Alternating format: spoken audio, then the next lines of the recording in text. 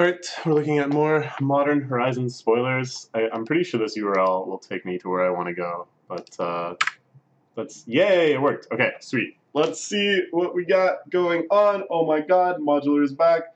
Wizards must have a Death Wish.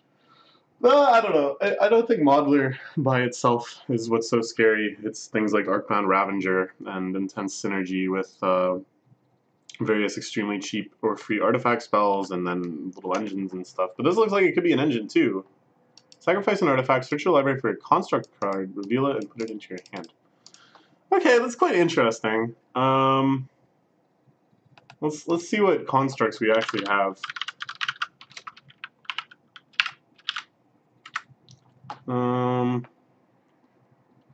Because ideally, when you have a tutoring thing like this, it's not a cheated into play thing, it's just a get it in your hand thing. So it's more about having a nice toolbox of cards that are around this spot on the mana curve so you can actually cast them. And I don't know. I'm not sure if this really is going to do too much. Because most of these cards are just kind of like utility things. They're not silver bullet type answers, or they're really weird conspiracy stuff. It's a neat idea though. I don't know. It can also get things with every creature type. Changelings. Which is kind of neat, given that there's a little bit of a changeling tribal happening in this set. But I don't know. I don't really see anything much coming of this. Don't see anything coming of this. It's neat though, because construct is usually kind of the creature type that they just foist on things when they don't really seem to have anything really solid for like any much more defined creature type. Is Walking Ballista a construct? I kind of think it is. This is good. This is kind of like part of combo stuff, so if you want to tutor up something like this, curve into it, hopefully you have a couple more artifacts. Oh, Metalworker? Okay. Just being able to tutor up Metalworker and then your hand starts going really crazy. It's interesting. But you have to sack another artifact to get it. I don't know. Anyways, this is the first time I think constructs have been really kind of focused on as a creature type. I don't think there's been any construct lords before. Everything that constructs deal with is usually just any artifact. So this is kind of neat. Okay. Anyways, and of course we can see here there's a bunch of other scrap heap, scrap yard, scrap general interest type constructs, so it's a nice kind of throwback to that. Alright, let's move on. Planebound Accomplice. Whoa. Okay, very interesting. Very interesting. I like this. I told you I had friends. So this is basically like a sneak attack for planeswalkers. Damn, that is super interesting. The problem is, like, sneaking out Grieselbrand, sneaking out the 1616 Worm, sneaking out Emrakul. These things will just win you the game on their own. A planeswalker that you sneak out isn't going to be able to ult right away, and is just going to be able to get like one turn of value before going away. So it's like, is this really good? Could this possibly be that good? The fact that you have to sack it too, whereas sneak attack goes back into your hand, right? Oh no, it sacks too. What am I thinking? Yeah, that would be absolutely insane if it went back into your hand. Of course it sacks. Anyways, this is... it's no sneak attack. But it is very exciting. And definitely something that a lot of players are really going to love. Not sneak attack. Don't see it happening.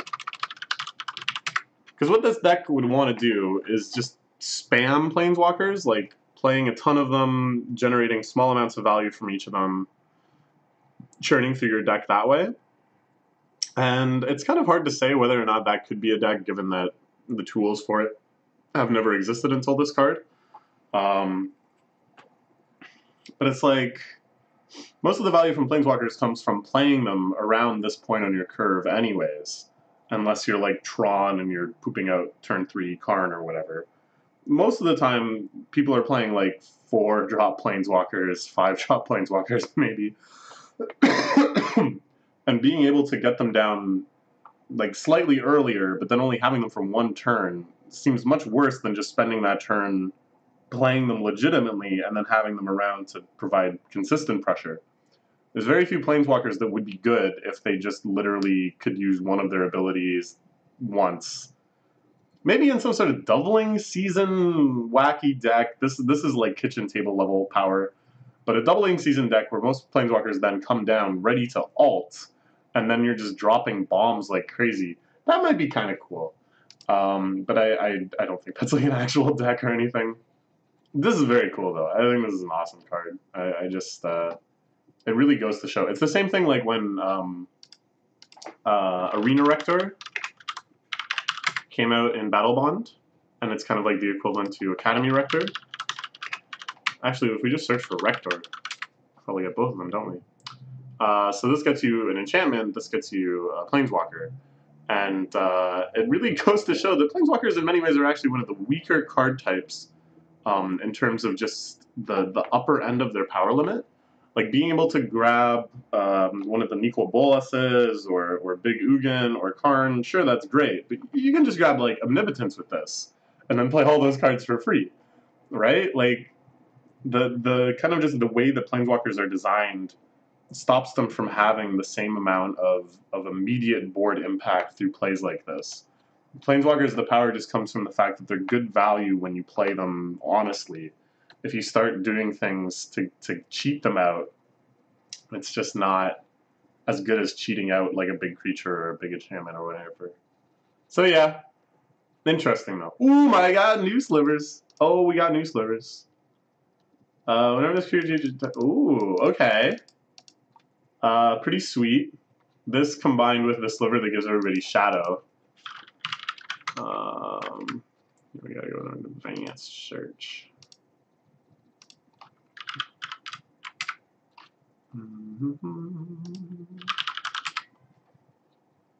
This thing is pretty gross. This will just win you the game really fast, because they're basically unblockable. So you go all in. I don't know. I don't think it's enough to make it a good deck, but it's more and more an exciting deck. This is actually probably just slower, though. You'd probably just want more muscle slivers anyways. And sinew slivers. But it's exciting. It's exciting that slivers are back. That's for sure. Here's another one. Nice. Target player or Planeswalker? Sure. Incubate eggs and incinerate those who eat them. Interesting. Interesting flavor. That slivers are like laying eggs now. I thought slivers all just kind of like descended from this one hive. So maybe they're adapting. They can now reproduce sexually or asexually on their own.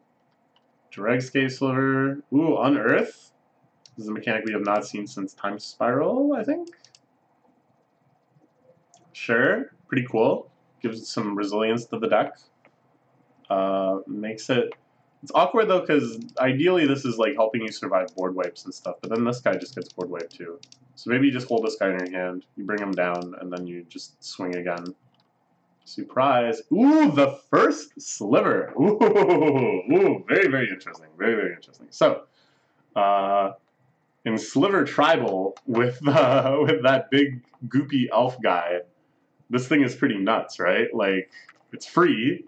Obviously, you're naming Sliver with that thing, so you get insane amounts of synergy. A lot of these guys are extremely cheap, too. This is just 1 mana. Same with this. So this is cool. If someone is able to draft this, they just are a god. Even though they have no plays until turn 7. Oh no, no. I don't even think it would be good necessarily. Okay, Cascade. Okay. Ah, all right, all right. I like it. I like it. Very flavorful because it's like the first sliver, so it's kind of like cascading you into more slivers. It's that kind of feeling of like starting the big family tree, and then the family tree splinters off into a million fractal directions. So this is cool because if you cascade into a sliver with this, that silver spell still has Cascade too. So you cascade again because Cascade is a cast. So hell yeah. Alright, I love it. I love it so much. There's no way this is actually going to improve any sort of constructed sliver deck, but it is going to make EDH type people go crazy. Yeah, I don't know. I think it's awesome. I love the first sliver too as a name. Love it, but slivers still aren't happening. I really want to see someone try though. I think this would be such an exciting deck to watch. The board state would get so huge so quickly. Alright. It's clobbering time. Oh, I see what's going on here. Target creature you can control becomes a worm with power and toughness 6/4 until end of turn, and then you can overload, turn everyone into worms. This is already... this is very interesting, because in the early game, this is better than most pump spells. You know, Giant Growth, your turn 1 dork, isn't going to make it into 6 power. But, and then the later game, when you're trying to push through like an already big threat, this could make it weaker or at least nowhere near as significant a bump in power. So this really plays into like the go wide strategy that green can do, where you're just playing a ton of dorks and then you ramp up into overloading this. This is a pretty sweet card. I think this is strong and limited, just because it can end the game later, and at the beginning it's still like really valid interaction. If it was instant, it would be of course a lot stronger, but maybe that would be a little much. I like it. I like it. The flavor is great too. This is just some guy chilling out in his house, and then he becomes a giant worm and ruins everyone's day. It's just like Kafka. Oh, Force of Virtue. Okay, another force. Creatures you control get +1/+1. Oh, it's an enchantment. Oh, interesting. So it's like an Anthem effect. You can flash it in for free. It's like a combat trick, basically, saving yourself from getting burned out or making a bunch of blocks seem desperate and unfavorable. It's interesting. It doesn't seem as decisive as the other ones, because you can't really use this to restabilize. You still need some amount of board presence for this to do anything. Whereas, you know, like countering a spell, blowing up their enchantments and artifacts, destroying all the creatures they just played, those are things that are entirely contingent on what your opponent is doing, right? So they can be entirely reactive plays. Whereas this is like, it's like a situational, more combat tricky type thing, which requires combat to exist in the first place. So I don't know. Seems much weaker than the others. I'm gonna win more. Could see play. Like, I think it'll still see play. Maybe main decked in White Weenies. If that deck is a thing, then I can see it's like strong, of course. Even just playing a 4-mana Glorious Anthem late in the game is fine. But whereas the other cards have like gigantic sideboard implications and so many matchups and so many formats, I think this is like not going to go any farther than maybe like 1 or 2 really wide White Weenie decks that want this sort of interaction. It's not a card that any deck could consider playing as an answer to something. It's a deck that a card that some decks will want to play as a threat, but very few decks. So, it's okay. It's okay. Goblin Engineer sounds good. Search your battlefield, search your library for an artifact card. Put it into your graveyard, then shuffle your library. Second artifact, return target artifact from 3 or less from your graveyard to the battlefield. So this is kind of similar to Goblin Welder, which is an extremely strong card because you can cheat artifacts of any size into play. It's fixed because the artifact you're getting back is only 3 CMC or less, which is very disappointing. It also costs mana, very disappointing. The engineer itself is more expensive, very disappointing. But it does tutor stuff into your graveyard. So this ability becomes much less relevant because this is just more a graveyard tutor, like an Entomb type card for some other combo that you have. Like the engineer and the welder actually work really nicely together. You dump in your, I don't know, Mer Battle Sphere, or you can't do Blightsteel because Blightsteel shovels back. I'm not even sure what people do with this. But whatever, you know what you're doing. Sundering Titan, maybe? There's lots of things. So like maybe in Synergy and Legacy as kind of like a cute little cheat in big artifacts deck, this guy is helpful. But the only other thing I can think of is some sort of really crazy recursion thing. But the fact that it costs mana, tapping, and an artifact, meaning that the artifact you get back has to reset those 3 things at the least, and hopefully gain you either tempo, mana, or artifacts or something, really makes me skeptical that something is going to happen with this. So, I don't know. I think it's kind of a swing and a miss. Fun, but swing and a miss when constructed. I just don't see it happening. Growth, alright, sure, classic. Was this not in Modern before? Interesting. I don't think it really matters too much in Modern. I think it's too slow. You'd rather just play like Noxious Revival or something, because the sort of decks that want this sort of effect, or you just play Eternal Witness and then you're getting creature and stuff, that kind of value. Manowar, again, surprised that this isn't in Modern already. An absolute classic creature. This is one of the very first ETB effects that a creature had. And there used to be some slang or something, I thought, that like the collector's number of Manowar, which I thought was like 180 something, was used as like slang for creatures that ETB'd and did something, just because that was such like a rare idea back then. But now I'm thinking maybe I misremembered aspects of that story. But whatever, it's Manowar. It's great. A Song of Just Fire. Ha ha ha ha. Can we actually figure out what this means? This means like Radiant Fire. This is like saying Eternity Sigh or something. I don't really know what this means. This isn't a kanji I've encountered in Japanese. As the battlefield, each opponent gains 10 life. If you cast an instant or sorcery spell, put a verse counter on a Song of Just Fire, and then it deals damage equal to the number of verse counters on it to target player or planeswalker. Interesting, interesting, interesting. So this is, I guess, for burn. The idea is you're just spamming your burn spells, and then just this starts doing kind of double duty for all your burn spells in an escalating way. And then the idea that it gives your opponents 10 life just to counteract how pushed this apparently is intriguing to me.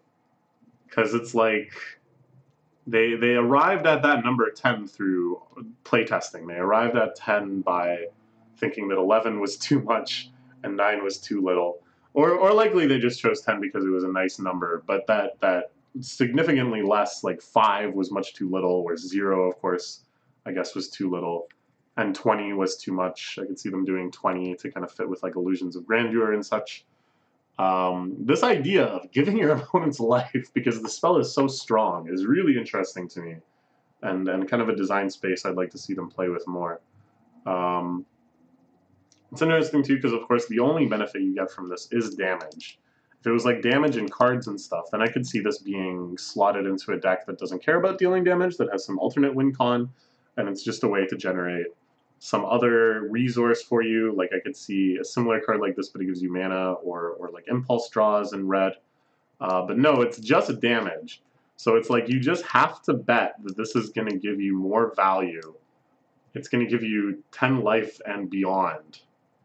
It's like, I don't know. I kind of am skeptical. It's a 3-drop enchantment. Burn is already like hoping to curve out at just 2 lands. It's taking up slots because you really want to draw it early or not at all. So you put a bunch into. No, I don't think so. Fire thing. I don't think so. It just doesn't add up to me. I think it's going to be too slow. But I would be interested, like, if I'm proved wrong, then that'll be very interesting. Because this is so outside of the normal scope of Burn. I mean, it's fragile, too. Look at this. You just play it. They gain 10 life. And then they're like, all right, I'm going to play Lightning Bolt. And your opponent, who's tapped out, goes, all right, I exile a green card from my hand and play Force of Naturalization, or whatever that card is called. And I blow up your Song of Just Fire. Thank you for the 10 life. Basically, I just cast Nourishing Shoal on myself. God. Yeah, I just don't think so. Ooh, Giver of Runes. Is this like Mom? Another target creature gains protection from colorless. Oh, whoa! Huh? What? Hey, hold on. Is this a strictly better Mother of Runes? No way, right? What am I misremembering? At first I thought that original Mom, it wasn't target creature you control, it was just target creature. So then you can do stuff like, if they have like enchantments on them that you want rid of, you can give them protection from that color and then the enchantment falls off. It's cute. So I was like, oh, you know, maybe this isn't strictly better. But no, this is actually just strictly better. It's not a human. That's a little relevant, I guess. Because I'm sure if regular Mom came in, then the 5-color human deck in Modern would play her. Now I'm like slightly less sure that they would play this. But this is just so much value. Oh, wait a minute. Here's the big difference. This is target creature you control, so including Mom. You can target herself to save her from removal. This is another target creature you control, so she can't target herself. That's relevant. That's definitely relevant, but I don't think it's enough to counteract the fact that you can give protection from colorless, which is actually pretty relevant. There's like the Eldrazi deck that plays Warping Whale. There's all sorts of targeted artifact stuff. There's like Ugin and Karn, and yeah, that's super relevant. 2 toughness, so cool. I can't believe they actually went and did that. Yeah, I don't know, man. I'm feeling like this is absurdly strong. It's gonna be somewhere, but very nice. Should show up somewhere, I would think, but I could be overestimating good old Mom based on kind of her legacy, if you know what I mean.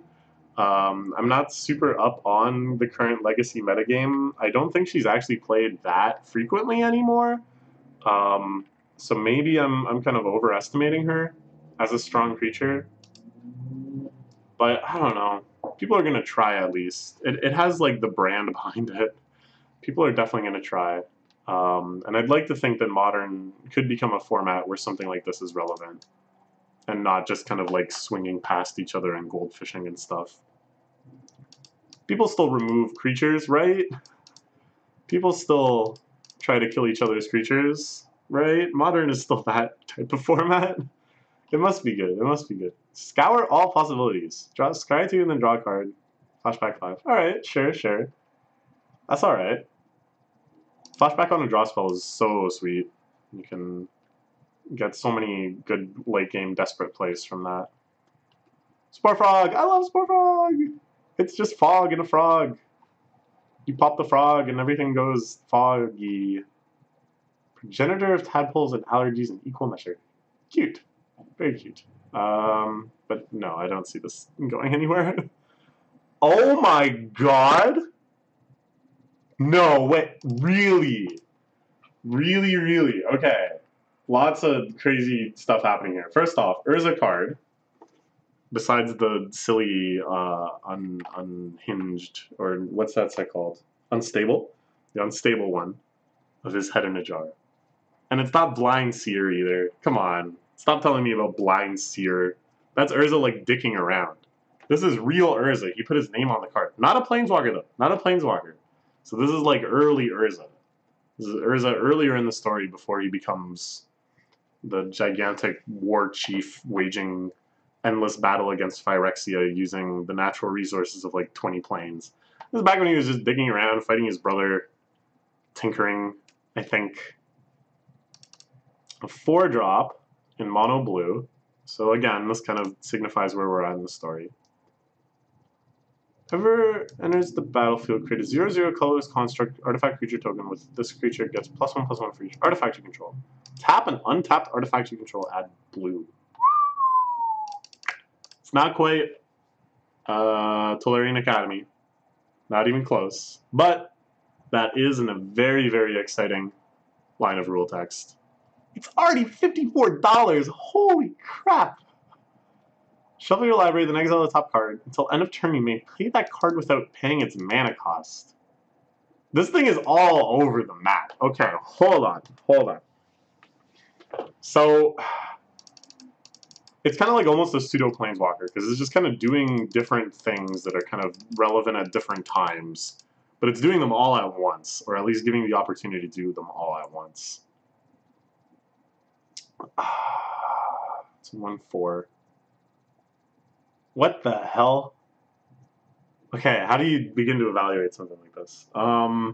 This is a deck that wants an entire deck for it, or this is a card that wants an entire deck for itself. This is a card that everything has to synergize around it, because you both need a ton of artifacts to make this good, and then you need a big boy artifacts to make this good.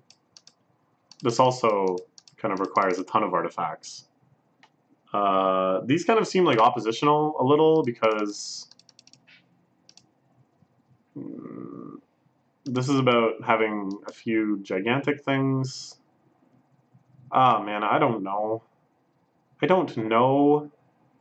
There must be like so many combos you can do with this. The fact that you shuffle your library first, of course, makes it much more about the deck construction than it does manipulation or whatever. So you're basically just taking a crap shot. And this sort of like impulse draw too, where like if you hit a land, it's if you've already made your land draw for the turn, it just does nothing for you because it's gone at the end of the turn and you don't have access to it anymore. Oh man, this thing is crazy. I don't even know. My thought right now is that it just can't be that good. I just don't think so. I can't put together the deck in my head that actually wants to play this. It would be so weird. It would have to be like half cheap utility artifacts, like a ton of ornithopters and a ton of welding jars, which is your mana base. But then, because paying 5 mana to hit one of those is extremely disappointing, it also has to be like more than half huge creatures and huge powerful effects. And good God, they're crazy for this one. I really do like it. It feels very Urza-ish, in that it feels like there's some insane, complicated scheme lurking behind this card that makes it good, and I just can't wrap my head around what it could be. Or maybe it just doesn't exist. Maybe it's actually not good. I'm gonna guess that it's actually not good. Actually, not good, but very, very exciting. Absolutely, very, very exciting. Okay.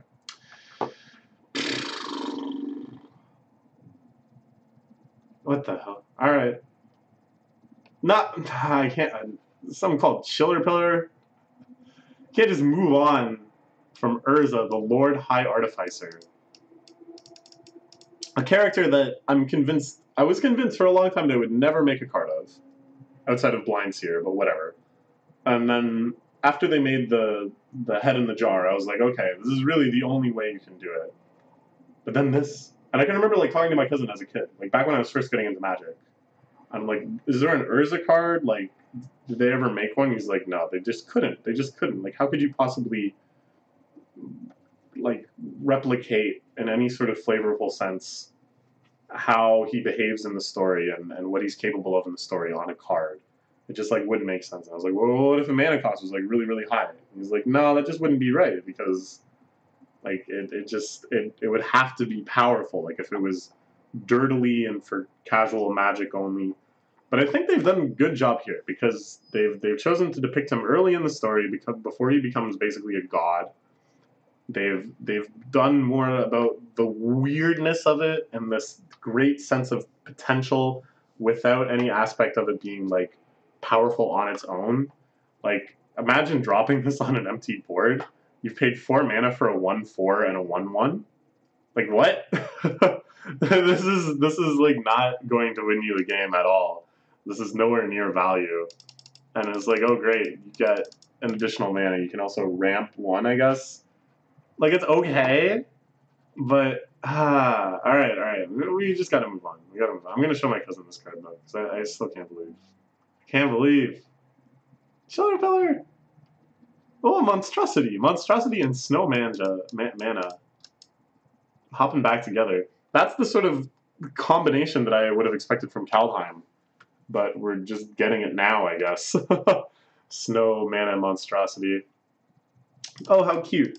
It turns into a butterfly. Yeah, all right, I like it.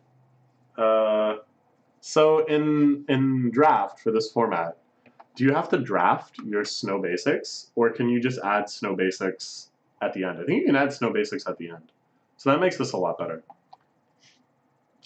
Collected Conjuring.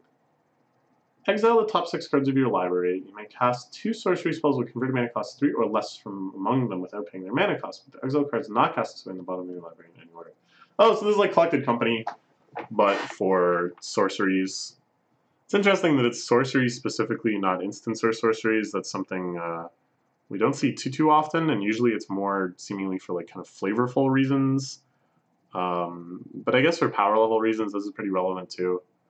I don't see this at all being as relevant as Coco, because Collected Company gets you creatures, and creatures are like never not good. You're never like, ah, dang, I would be better off without having played this creature.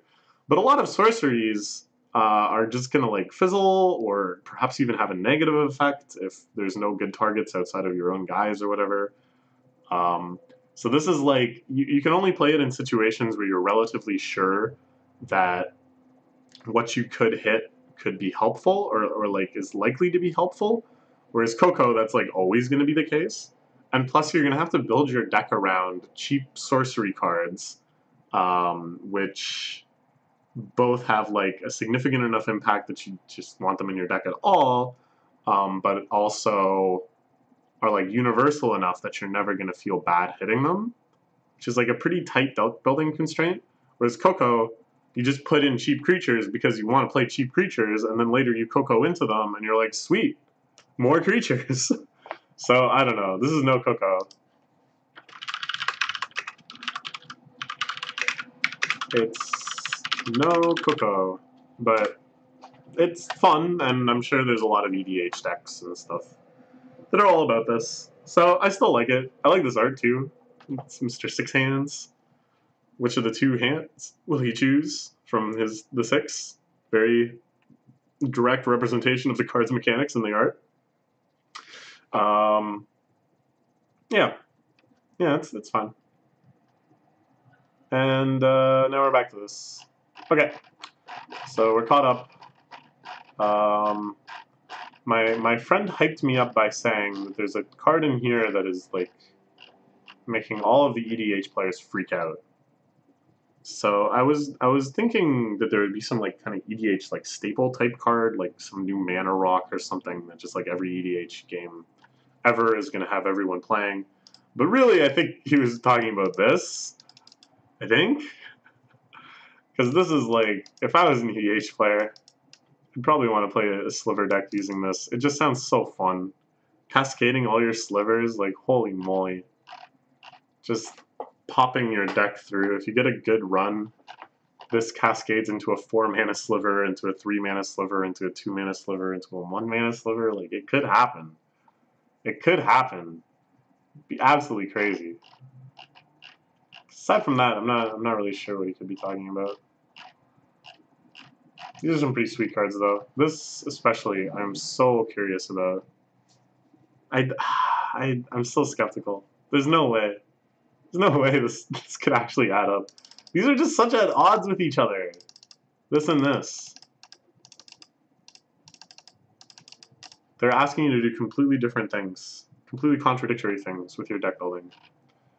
Alright, but whatever. We'll see. We'll just have to see. I've made my predictions. And can't change them now. You saw me type them. Alright, see you tomorrow for more cards.